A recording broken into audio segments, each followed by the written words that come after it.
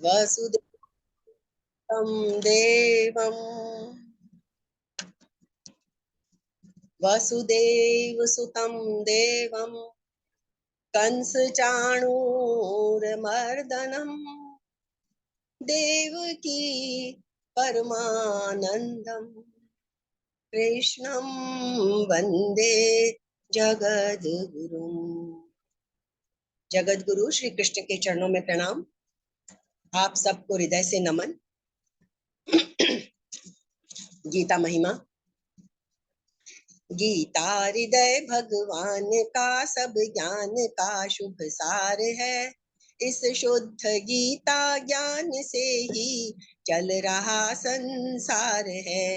गीता परम विद्या सनातन सर्व शास्त्र प्रधान है। पर ब्रह्म रूपी मोक्षकारी नित्य गीता ज्ञान है। यह मोह माया कष्टमय तरना जिसे संसार हो, वह बैठ गीता नाव में सुख से सहज में पार हो।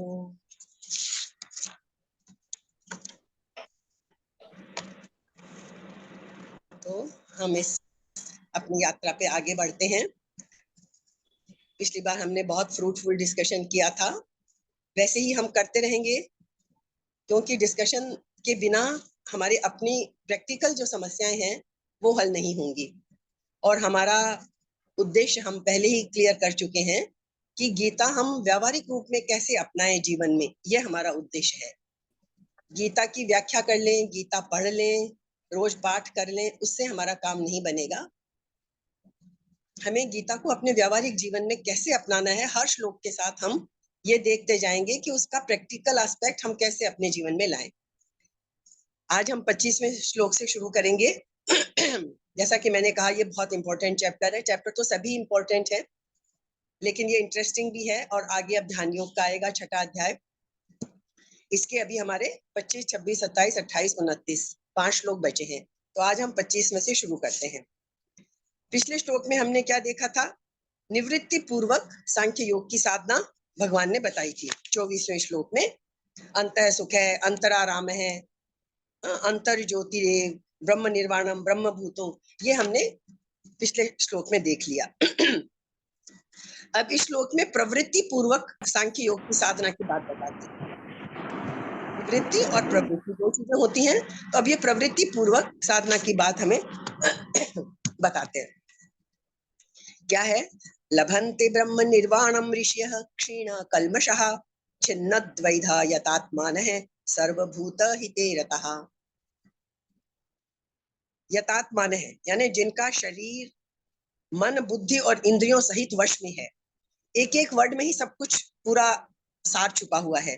जिनका शरीर मन बुद्धि इंद्रियों सहित वश में है। सर्वभूत हिते रता, जो संपूर्ण प्राणियों के हित में रत है। छिन्न द्वैधा, जिनके संपूर्ण संशय मिट गए हैं।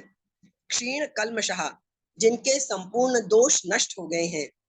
ऋषयः, ऋषि का मतलब यहाँ क्या है? वो विवेकी साधक। ऋषि का मतलब सिर्फ वही नहीं है कि जिन्होंने सब घर बार सब त्याग कर, और जो ऋषि हैं एकदम ऋषि की तरह ही रहते हैं। जो इस तरह के गुण जिनमें भी हैं, ऐसे विवेकी साधक क्या करते हैं? ब्रह्म निर्वाणम लभन्ते, निर्वाण ब्रह्म को प्राप्त होती है। तो ये सारी चीजें हमने देखी। अब हम इसका थोड़ा समझ लेते हैं इसको। यथात्मान का मतलब क्या है? नित्य सत्व तत्व की प्राप्ति का दृढ़ लक्ष्य होने के कारण साधक को शरीर इंद्रियां मन बुद्धि वश में करने नहीं पड़ते, प्रत्युत ये स्वाभाविक ही सुगमता पूर्वक उसके वश में हो जाते हैं। अब सारे में जोर यही रहेगा कि हमें अपने शरीर को, मन को, इंद्रियों को, बुद्धि को, सबको अपने वश में करना है। ये हमारी पहली शर्त होगी। साधना के पथ पे आगे बढ़ने के लिए हमें इस रास्ते पे चलना ही पड़ेगा। क्योंकि जब ये हमारे वश में होंगे तो राग और द्वेष का अभाव हो जाएगा। और ऐसा जब हो जाएगा तो हम जो भी काम करेंगे वो ऑटोमेटिक ही हम दूसरों की भलाई के लिए ही करेंगे। तो जो यहाँ गुण आया है सर्वभूत हिते रतः, वो अपने आप हमारे अंदर आ जाएगा। जब तक हम शरीर इंद्रियां मन बुद्धि को अपना मानते रहेंगे और अपने लिए मानते रहेंगे, कि ये हमारी हैं और ये हमारे ही लिए काम करने के लिए बनी है, तब तक ये वश में नहीं होंगे। जब तक हम इन्हें अपना मानेंगे और अपने लिए मानेंगे, तब तक विद्यमान नहीं होंगे। तब तक इनमें राग, द्वेष, काम, क्रोध सब विद्यमान रहेंगे। और जब तक ये दोष रहेंगे, तब तक हम साधक, जितने भी साधक हैं हम, वो इनके वश में ही रहेंगे, इनके वश से बाहर नहीं हो पाएंगे। इसलिए हर साधक को, जो साधना के पथ पे आगे बढ़ना चाहता है, उसे चाहिए कि वह शरीर आदि को कभी अपना और अपने लिए ना माने। शरीर आदि में सब कुछ इंक्लूड है, शरीर, मन, शरीर, इंद्रियां, मन, बुद्धि, सब सब इंक्लूड है उसमें। इसलिए इनको नहीं माने। और जब ये नहीं मानेंगे तो हमने देखा, हम अपने आप, हमारी सारी क्रियाएं कैसी हो जाएंगी, सर्वभूत हिते रतः, सब दूसरे लोगों के कल्याण के लिए हो जाएंगी। अपने लिए कुछ करना, यही सबसे बड़ी बाधा होती है ना। तो सब प्राणियों के हित में प्रीति ही जो है, उससे हम अपना जो स्वार्थमय व्यक्तित्व है उसको हम मिटा सकेंगे। इसलिए यदि हमें परमात्मा के साथ अपनी अभिन्नता का अनुभव करना है, जो कि लक्ष्य है हमारा, यदि परमात्मा के साथ अपनी अभिन्नता का अनुभव करना है, तो हमें क्या करना पड़ेगा? प्राणी मात्र के हित में प्रीति होनी आवश्यक है। जैसे हमने देखा, हमारा शरीर भी है, तो हम कभी ये नहीं चाहते कि हमारे हाथ तो स्वस्थ रहे, पैरों में चाहे कुछ हो जाए, आंखें स्वस्थ रहे, कान में चाहे कुछ हो जाए। हम क्या चाहते हैं? पूरे शरीर के हर अंग की भलाई चाहते हैं। तो ऐसे ही हम सब परमात्मा के अंग हैं। तो हम, और वो परमात्मा स्वरूप हम खुद ही हैं। इसलिए हमें खाली इस एक अपना जिसको हम मानते हैं, उसकी भलाई ना चाहकर प्राणी मात्र की, क्योंकि प्राणी मात्र हमसे अलग नहीं है, इस बात का अनुभव हमें करना है। तो जब हम इस तरह समझेंगे, तो हम सबके कल्याण में अपने आप को अवश्य लगा देंगे।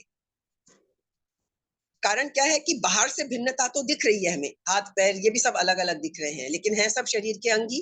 ऐसे ही बाहर से तो हम सब अलग अलग हैं, आप, मैं, ये वो सब अलग अलग हैं, लेकिन भीतर से एक परमात्मा तत्व ही समान रूप से सब में परिपूर्ण है।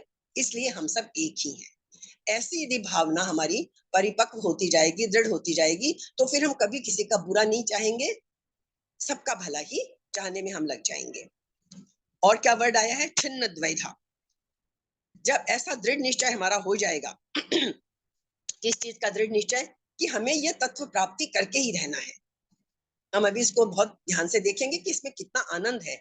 ये रूखी सूखी चीज नहीं है जो हमें नीरस बना देगी हमारे जीवन को। इसका हम आगे देखेंगे। जब तक हमारा तत्व प्राप्ति का निश्चय दृढ़ नहीं होता है, तब तक अच्छे अच्छे साधकों के अंतःकरण में भी कुछ न कुछ दुविधा विद्यमान रहती ही है। चाहे हम साधना के अगले सोपान पे चढ़ते जाएं, लेकिन जब तक हमारे मन में कहीं ना कहीं एक पक्का निश्चय जब नहीं होता कि नहीं, बस ये तत्व प्राप्ति, ये मुझे तो एक बार पाकर देखना ही है कि आखिर होता क्या है। जब परमात्मा से एकात्मता का अनुभव होता है, तो आखिर क्या होता है, इतनी तारीफ इसकी सुनते हैं। ये निश्चय जब पक्का हो जाएगा हमारे मन में, तभी बात बनेगी। जब तक निश्चय पक्का नहीं है, तब तक क्या है, कुछ ना कुछ दुविधा मन में बनी ही रहेगी। तो यहाँ कृष्ण क्या कहते हैं? छिन्न द्वैधा, सारे संशय मिट जाने चाहिए हमारे। ये संशय ही नहीं रहना चाहिए कि मैं जो कुछ कामों में लगा हूं, उनको छोड़ के इस परमात्मा तत्व की प्राप्ति में मैं क्यों लगूं? क्या मिल जाएगा मुझे इससे? मेरा तो सब कुछ ही छूट जाएगा। तो दृढ़ निश्चय यदि हमारा हो जाता है, तो फिर कोई संशय नहीं रहता, कोई भ्रम नहीं रहता। उसी को कृष्ण ने यहाँ कहा है छिन्न द्वैधा। असंदिग्ध रूप से, सरलता पूर्वक तब साधक अपने साधन में लग जाता है। और क्या वर्ड आया है? क्षीण कल्मषः, जिसके सारे पाप नष्ट हो गए हैं। अब यहाँ पाप का मतलब बिल्कुल ये नहीं समझना है जैसा हम आम अर्थ में समझते हैं कि कुछ गलत काम किया, चोरी, हत्या, ये तो पाप की श्रेणी में है ही। यहाँ तो और भी अधिक गहरी बात है। यदि आप अपने लक्ष्य से भटक जाते हैं, तो वो भी एक तरह से पाप ही है। तो प्रकृति से माना हुआ जो भी संबंध है हमारा, वो सब पाप ही पाप है। यदि हम शरीर को अपना मानते हैं, तो पाप पाप इस सेंस में है कि वो हमें अपने लक्ष्य तक जाने से रोकता है।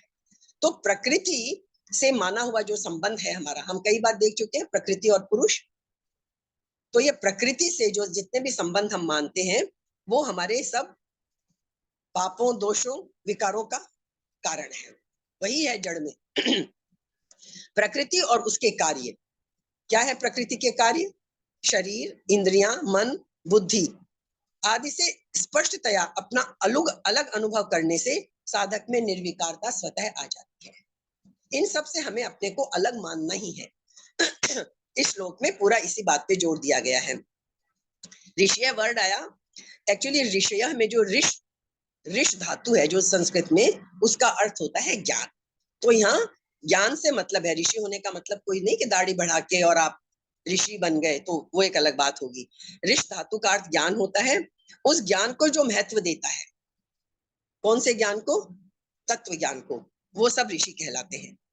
प्राचीन काल में ऐसा नहीं था कि सब जिन्होंने संन्यास लिया वही ऋषि कहलाए। गृहस्थ में रहते हुए भी परमात्मा तत्व को प्राप्त किया है, ऐसे बहुत सारे उदाहरण हैं जिनका हमने एक बार बहुत जिक्र किया था। राजा जनक का उदाहरण है और बहुत सारे उदाहरण हैं हमारे सामने।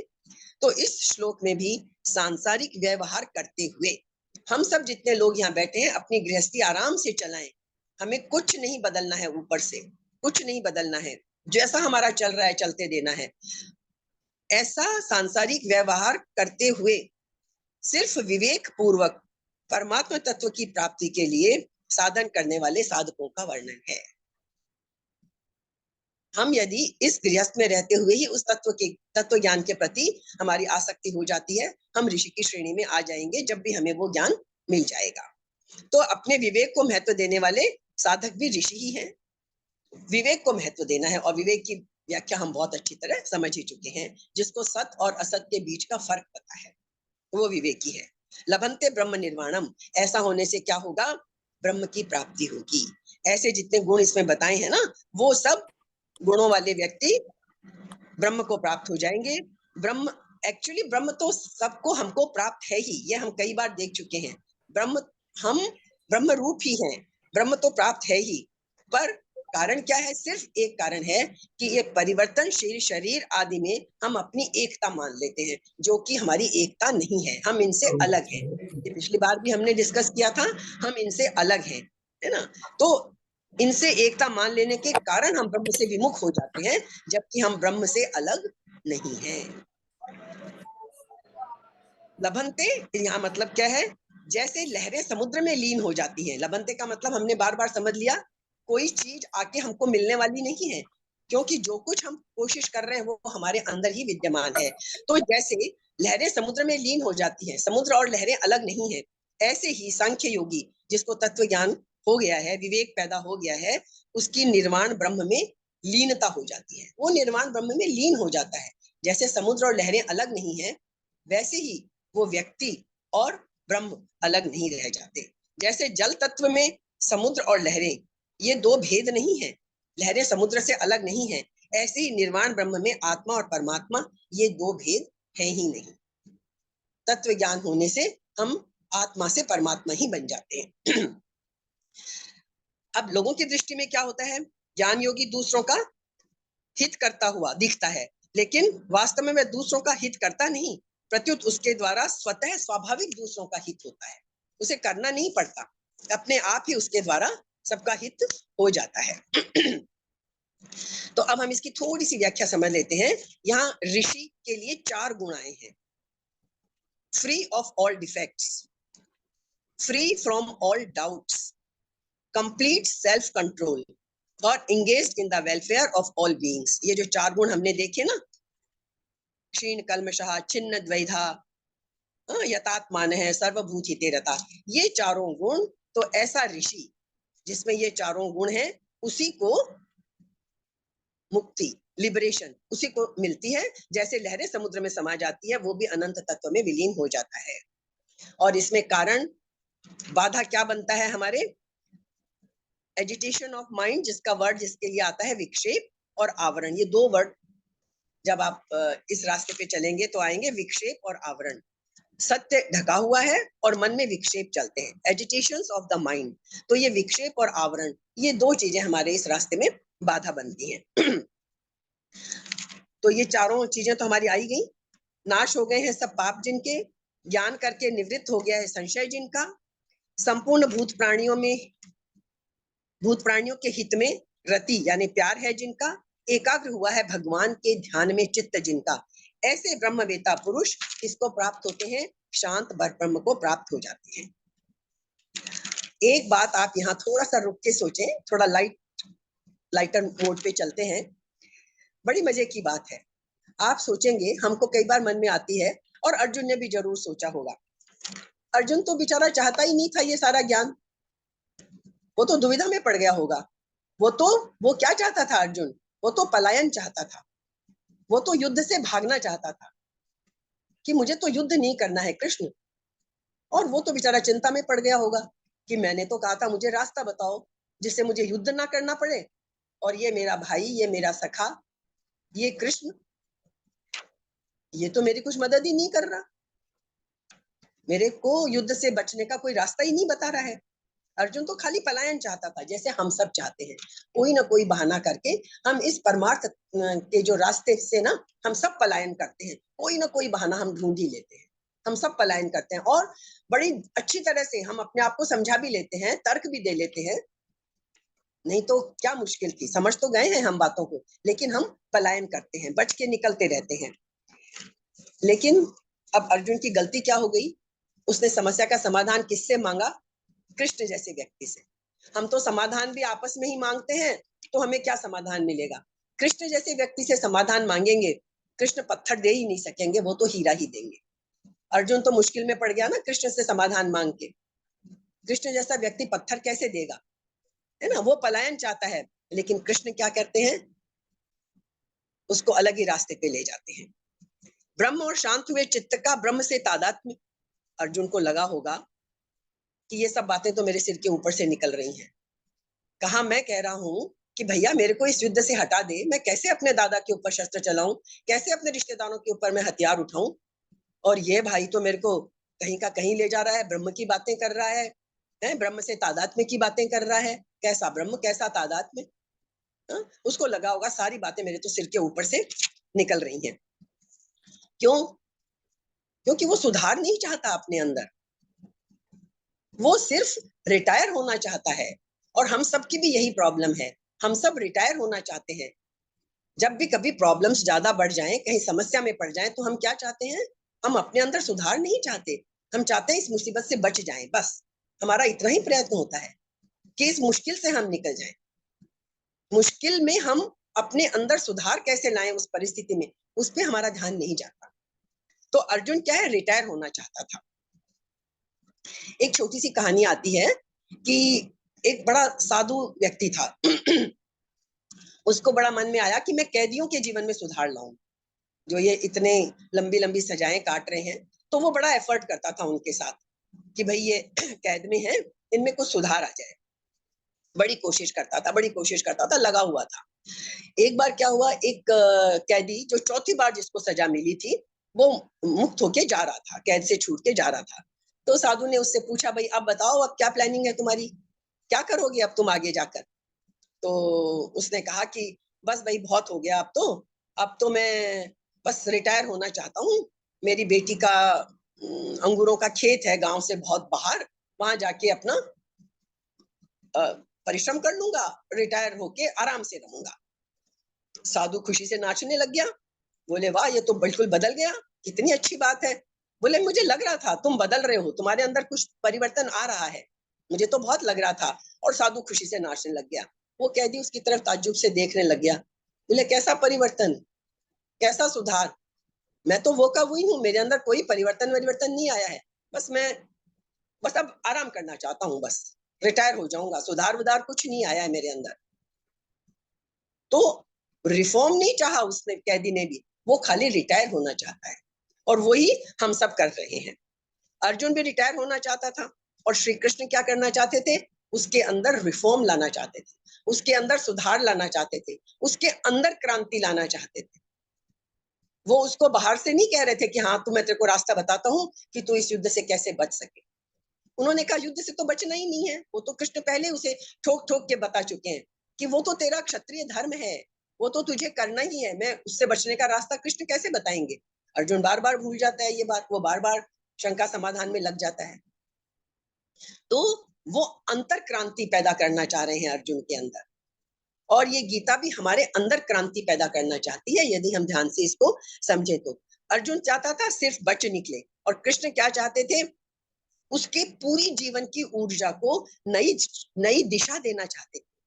वो ये नहीं चाहते थे कि इसके अंदर की ऊर्जा को मैं इसमें लगा दूं कि तू बच के कैसे भागे।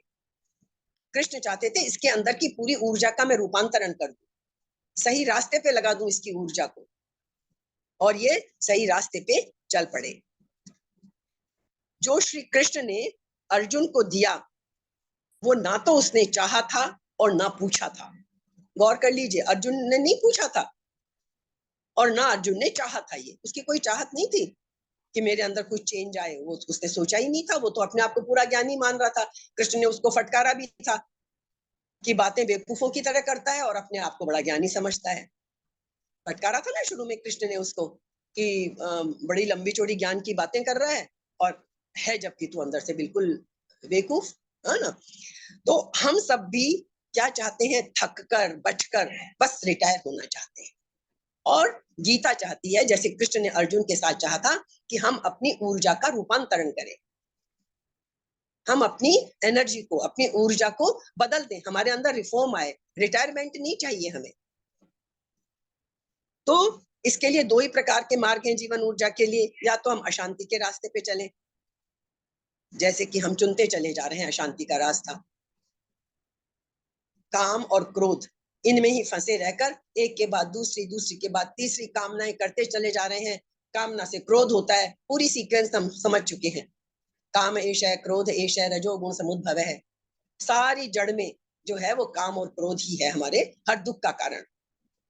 तो हम तो अशांति के रास्ते पे बड़े चल। दूसरा रास्ता है, पर हमें पता ही नहीं चलता, हम अशांति के रास्ते पे चलते चले जा रहे हैं। कारण क्या है उसका? बचपन से जैसा हमने देखा, भाई हमारे इर्द गिर्द जो लोग हैं, जिनके बीच में हम पैदा हुए, हमारे माता पिता सभी लोग, हमारा वातावरण, सब कुछ जैसा हम बचपन से देखते आए, जैसा हमने सबको करते देखा, तो हम वही सीख गए। अशांति का भी तो अपना एक तरीका होता है ना। हम अशांति के मार्ग पे हम क्यों चल रहे हैं? बाय डिफॉल्ट चल रहे हैं, क्योंकि हमने सबको वैसे ही चलते देखा है।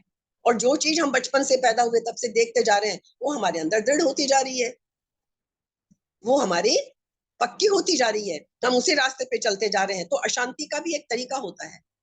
बचपन से जब उसी रास्ते चल रहे हैं तो अशांति ही बढ़े मिलेगी हमें। कोई भी कृत्य करने वाले को अछूता नहीं छोड़ते, ये हम कई बार कह चुके हैं। इतना सा भी यदि हमने सोच भी लिया है कुछ, तो उसका भी हमें फल मिलके रहेगा। जैसे कि हमने पिछली बार भी शायद एक बार चर्चा की थी, हमने क्रोध किया नहीं, चाहे गुस्सा किया नहीं हमने, लेकिन मन में ही क्रोध किया। सामने वाले के ऊपर गुस्सा बहुत आया हमें, लेकिन हमने कंट्रोल कर लिया, क्रोध दिखाया नहीं, लेकिन मन में क्रोध आ गया यदि, तो बस काम बिगड़ गया हमारा। क्रोध यदि आया है, मतलब विचार भी आया है क्रोध का, और इतना सा भी क्रोध आया है, उसका फल तो हमें भोगना ही पड़ेगा। हर कृत्य, कोई भी कृत्य, कृत्य में विचार भी शामिल है, उसका फल तो हमें भोगना ही पड़ेगा। तो अशांति का बीज तो हमने बो दिया, बचपन से बोया गया हमारे अंदर। अब वो बीज कभी भी अंकुरित हो जाएगा। बीज तो अंकुरित होके रहेगा। यदि बीज को जमीन में डालेंगे तो वो अंकुरित होगा, चाहे कभी बहुत देर से हो। आज हमने कोई वजह से गुस्सा रोक लिया, लेकिन वो गुस्सा कभी ना कभी अवश्य फूटेगा। तो हम अशांति के बीज बोते जा रहे हैं, और जितने अशांति के बीज हम बोते जा रहे हैं, उतना ही ब्रह्म से हमारा संबंध क्षीण होता जा रहा है। उस ब्रह्म से जो हमारा वास्तविक स्वरूप है, जो हमारे अंदर विद्यमान है, उससे हमारा संबंध धीरे धीरे क्या होता है, क्षीण होता चला जाता है, मजबूत होने के बजाय। क्यों? कि उस संबंध को मजबूत करने के लिए चाहिए परम शांति। इसीलिए हम ध्यान की बात करते हैं, क्योंकि ध्यान में वो शांति मिलती है। और जैसे जैसे हमें शांति मिलती है, हमारा उस ब्रह्म के साथ संबंध दृढ़ होता चला जाता है। इसीलिए अभी आप छठे अध्याय में नहीं, इसी अध्याय में ध्यान के बारे में 2 श्लोक आ जाएंगे।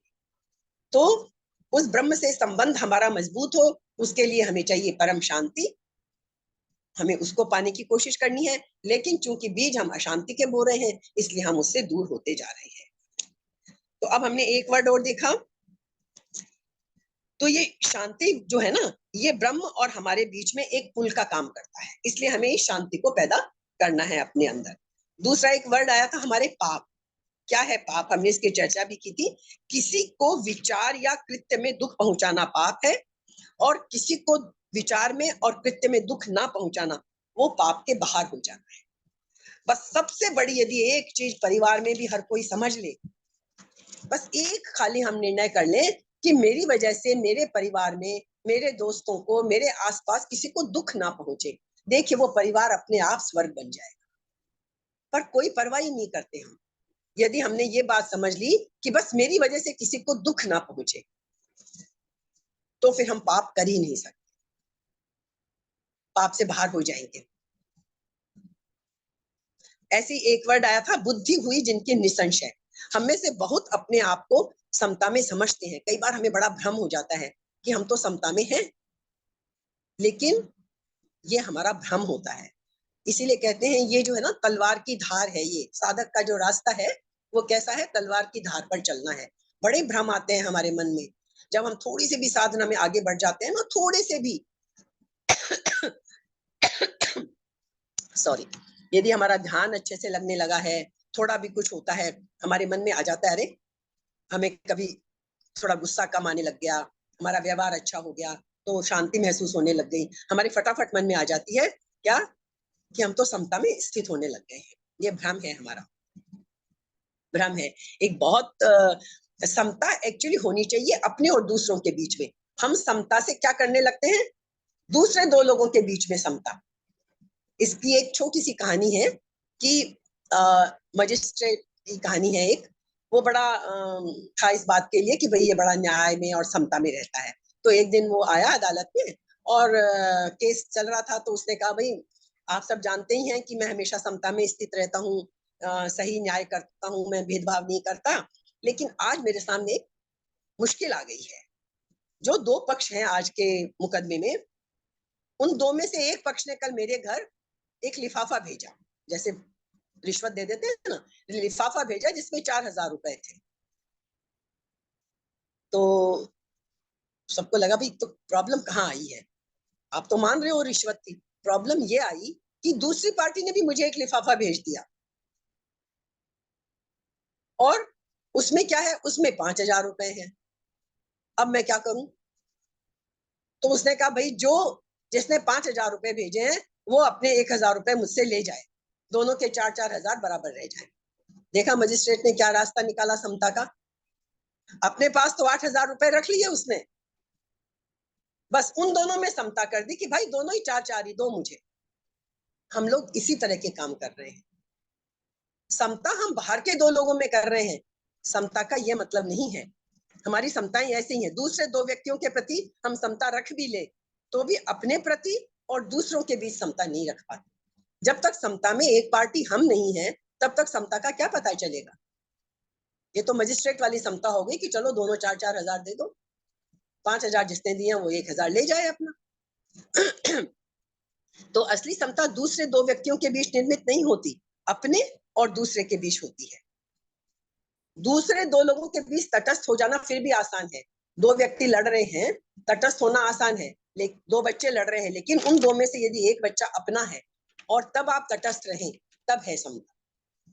यदि दो पार्टियां उनमें एक हम खुद हैं और फिर हम तटस्थ रहें, तब है समता, वो समता कहलाएगी, है ना। तो निसंशय, शांत और सम वही होता है जो अपने प्रति भी तटस्थ हो जाता है, जो अपने प्रति भी साक्षी हो जाता है। अपने आप को भी जब हम थर्ड पर्सन की तरह, ये बात हम शुरू से बोलते आए हैं, अपने आप को भी जब हम साक्षी भाव से देखना शुरू कर दें, अपने आप को भी थर्ड पर्सन की तरह देखना शुरू कर दें, तब आती है क्रांति, तब आती है समता। तो हम हमेशा एक बात देखें, एक बात को चेक करें कि जैसे आपने मुझे गाली दी, तो हम दो ही लोग नहीं हैं, वहां हम तीन आदमी हो गए। कैसे हो गए तीन? एक तो जिसने मुझे गाली दी, एक पक्ष आप हो गया, तीसरा मैं सुनने वाली, और मैं जो इन दोनों से अलग हूं, मैं अपने आप को भी थर्ड की तरह देखूं। इसलिए जब भी कृत्य हो, दो के बीच में ही हो, तो भी आप अपने आप को ये समझो कि ये शरीर, मन, इंद्रियां, बुद्धि, इनसे मैं अलग हूं। अपने आप को भी जब हम थर्ड पार्टी की तरह, थर्ड पर्सन की तरह साक्षी भाव से देखेंगे, तब हम समता पे और तटस्थ होने की बात कर सकेंगे। द्वंद्व के बाहर हो जाए, जहां भी द्वंद्व है, गीता बार बार यही कहती है, जितने भी द्वंद्व हैं, राग द्वेष, हमने देखा ना द्वंद्वात्मक है सारी दुनिया। इन द्वंद्व से जब हम बाहर हो जाते हैं, चुनाव रहित हो जाते हैं, विकल्प रहित हो जाते हैं, जब हमारा चैतन्य, तब प्रभु के द्वार खुलते हैं। द्वंद्व से रहित होना है, विकल्प से रहित होना है, तब ईश्वर के द्वार खुलते हैं। तो इस श्लोक के जो 4 पॉइंट हमने देखे, ये अपने अंदर लाना हमें बहुत मुश्किल प्रतीत होता है। शरीर, इंद्रियां, मन, बुद्धि को अपने और अपने लिए मानते रहने से ये वश में नहीं होते। ये हमने शुरू में ही बात क्लियर कर ली थी। और इनमें राग, द्वेष, काम, क्रोध आदि द्वेष बने रहते हैं। अब व्यवहार के लिए हम कैसे इन चारों पॉइंट्स पे काम करें, हमें कैसे मिलेंगे ये, हमें तो रास्ता निकालना है ना। तो पहला तो क्या है, भक्ति। ये भक्ति वो नहीं है कि थोड़ी देर के लिए बैठ गए, डेली पूजा कर ली, या मंदिर चले गए, या प्रवचन सुन लिया, या गीता सुन ली। ये भक्ति नहीं होगी। ये होगी वास्तव में अहम के विसर्जन की कला। अपने अहम का विसर्जन करना, वो है भक्ति। दूसरा क्या करना होगा हमें, स्वाध्याय, शास्त्र वचन, जैसे हम गीता समझ रहे हैं, क्योंकि अपने अंदर से तो सब चीजें नहीं आएंगी। जो अनुभव करके ऋषि मुनियों ने लिखा है, वो शास्त्र वचन और गुरु के वचन, इनको हम अपनी टॉर्च बनाएं लाइफ में। और जितने भी हमारे नेगेटिव थॉट्स हैं, जितने हमारे अंदर कमियां हैं, उनको दूर करने के लिए इनके प्रकाश में, इनकी रोशनी में, इनके ज्ञान में हम काम करें। तीसरा क्या है, ध्यान। हायर गोल के लिए, जो साधक का ऊंचा लक्ष्य है, परमात्मा तत्व की प्राप्ति, सारी एक्टिविटीज में इस सत्य तत्व की प्राप्ति का हम दृढ़ निश्चय कर लें। जैसे ही सत्य तत्व की प्राप्ति का निश्चय दृढ़ हुआ, बस हमें एक ही काम करना है, अपने निश्चय को दृढ़ कर लें, निश्चय पक्का कर लें। ये नहीं कि बस सोचा परमात्मा तत्व की प्राप्ति और उलझ गए फिर से उसी जंजाल में। एक बार दृढ़ निश्चय करना है कि देखना है मुझे, तो क्या मिल जाएगा मुझे इससे, एक बार निश्चय करना है। यदि एक बार निश्चय करके इस रास्ते पे चल पड़े, तो फिर जो शांति मिलेगी, फिर जो आनंद की अनुभूति होगी, हम लौट के आ ही नहीं सकेंगे। तो जब इनको हम अपना नहीं समझेंगे, शरीर, इंद्रियां, मन और बुद्धि को, तो स्वाभाविक ही सुगमता पूर्वक हम इनके कंट्रोल से बाहर हो जाएंगे। और चौथा तरीका क्या है, सेवा। हमेशा दूसरों की भलाई के लिए अपने आप को समर्पित कर देंगे, तो हमारा काम बन जाएगा। तो इन चारों चीजों को पाने के ये 4 रास्ते हैं, जिन पे चल के हम इन चारों को पा सकते हैं। इन चारों को पाने का मतलब हम ब्रह्म को पा सकते हैं। पा सकते हैं मतलब जो ब्रह्म हमारे अंदर छुपा हुआ है, उसके ऊपर का आवरण अलग हो जाएगा। और जैसे समुद्र और लहरें अलग नहीं है, वैसे ही हम और परमात्मा अलग नहीं रह जाएंगे, हम खुद ही परमात्मा बन जाएंगे। ये इतना बड़ा अचीवमेंट हमारा हो जाएगा। तो अब हमें समझ क्या लेना है कि anger is the twin sister of desire. ये हमारा जो काम है, कामनाएं हैं, और जो क्रोध है, ये दोनों जुड़े हुए हैं आपस में। जब तक कामना है, तब तक क्रोध खत्म होगा ही नहीं। तो इसके लिए हमें मन को बस एक बात समझानी है कि मन, तू ये समझ ले कि ये सांसारिक वस्तुओं में जिनके पीछे तू भागे जा रहा है, उनमें खुशी नहीं है। यदि हम ये बात छोड़ दें, यदि मन को ये बात समझा सके कि जिन चीजों के पीछे हम भाग रहे हैं, उनमें खुशी नहीं है, मन यदि ये बात समझ लेगा, तो फिर वो कामना करना बंद कर देगा। और जब कामना बंद हो जाएगी, तो गुस्सा भी बंद हो जाएगा। क्रोध विचारों, शब्दों व कृत्यों से एक्सप्रेस किया जाता है। इसलिए क्रोध को हमें टोटली कंट्रोल करना है, सिस्टमेटिकली कंट्रोल करना है। ऐसे कहने से क्रोध कंट्रोल नहीं होगा, है ना। उसको हमें रिवर्स ऑर्डर में कंट्रोल करना पड़ेगा। कैसे करेंगे हम? पहला स्टेप क्या है हमारा? हम व्यावहारिक चीजें देख रहे हैं, कंट्रोल द डीड्स। हमें बुद्धि का मन पर नियंत्रण होना करना है हमें। हमने पहले भी अच्छे से समझा था, मन बीच में है, एक तरफ इंद्रियां हैं और एक तरफ हमारी बुद्धि है, और मन है बीच में। हमें मन को इंद्रियों से प्रभावित नहीं होने देना है, इंद्रियों के वशीभूत नहीं होने देना है, मन के ऊपर बुद्धि का कंट्रोल करना है। ये हमें करना ही पड़ेगा, ये आसान है। बुद्धि क्या है? समझा देगी, मन को समझा देगी बुद्धि कि देखो मन, तुम गुस्सा मत करो, काम बिगड़ जाएगा, बाद में पछताओगे तुम। यदि बुद्धि का कंट्रोल है तो, और यदि इंद्रियों का कंट्रोल है तो हम गुस्से में पागल हो जाएंगे। इसलिए हमें एक तो ये कोशिश करनी है कि हमारे मन के ऊपर इंद्रियों का नहीं, बुद्धि का कंट्रोल हो। ये हमें एफर्ट करना है। दूसरा स्टेप क्या है? Control the words. हमें अपने शब्दों के ऊपर कंट्रोल रखना है। क्या बोल रहे हैं हम, बहुत सोच समझ के एक एक शब्द निकालना है। तीसरा स्टेप क्या है? Control the thoughts. हमें अपने विचारों के स्तर पर ही कंट्रोल कर लेना है। क्यों? हम ये पक्की तरह समझ लें, ना हम किसी को बदल सकते हैं, इतना सा भी नहीं बदल सकते, और ना कोई हमें बदल सकता है। सारे एफर्ट जिंदगी भर हमारे व्यर्थ जाते हैं दूसरों को बदलने के। बड़ा मुश्किल काम है, बहुत मुश्किल काम है। क्यों नहीं बदल सकते हम किसी को? क्योंकि सब अपने अपने संस्कार लेके आए हैं, वो मजबूत हैं, वो भी वशीभूत हैं अपने, जो उनका व्यक्तित्व बन गया है वो वैसे ही व्यवहार करेंगे। तो यदि हम ये समझ जाएं कि हम किसी को